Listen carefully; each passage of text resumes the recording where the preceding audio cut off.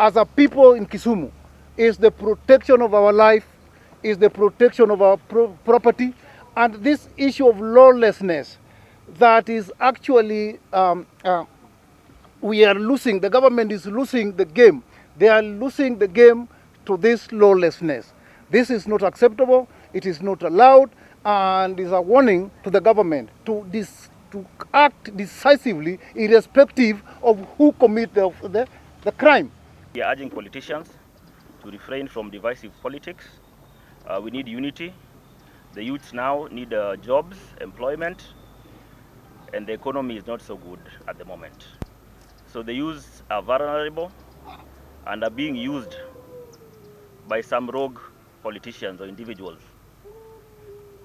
to perform some acts of goonism. So we want to ask our politicians and fellow leaders in Kisumu that we need a peaceful environment in Kisumu even as we continue with our campaigns. Naomba politician, stop that. Mtumie criteria na mtumie right people. Uwezi chukua goon, uwezi chukua mtu mchafu, uwezi chukua mtu mkono yake ilishashika damu sana, upange akupangie ki security. Let us be organized. Naomba viongozi wakubwa pia waelewane ili maneno ya mauaji kuwindana iishe. Or else watu watawindana na itakuwa mzuri. Kisumu ni yetu. Let us focus. Let us forge ahead for betterment of our city. There are goons all over Kisumu. And as border, we are not going to be threatened by those goons. We are going to mobilize our members to ensure that we eliminate all goons within Kisumu County.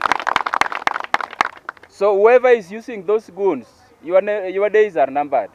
We call upon our PS to investigate this matter as he has promised, so that not only Olwanda has lost his life, we have so many people who have lost their life in Kisumu. And this thing is now becoming unbearable. Naomba haki ya bwana yangu itimike. Mimi ni bwanangu ndiye alikuwa breadwinner kwa nyumba yangu. Yeye ndio kila kitu kwa nyumba yangu. Kumaanisha sisi pia we are not safe on the other hand. Juu kama mmeanza kuua bwana zetu, mnatuacha hivi kama hatuna bwana. So mimi nataka kuaje PS wetu angalie hii maneno, ashughulike. Tunataka justice. We really need this justice, like tunataka kujua wenye wako behind this story. Watoto wamebaki yatima, wana baba. Sasa nani atakuwa anapea? Tutatoa kidogo, watapewa leo, kesho nani atakuwa anampatia? Mama Power, we need justice. Tunataka justice kwa kijana wetu George Otobe. Mama Power, justice ndio tunataka. Mwache kutumia vijana wetu. Hata sisi tuko na watoto, kesho mtawachukua, muwape panga, muwape bunduki. Itawasaidia na nini?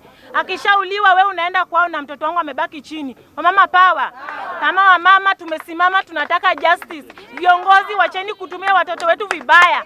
Tumekataa watoto wetu hawatatumiwa vibaya tena. Mama Power.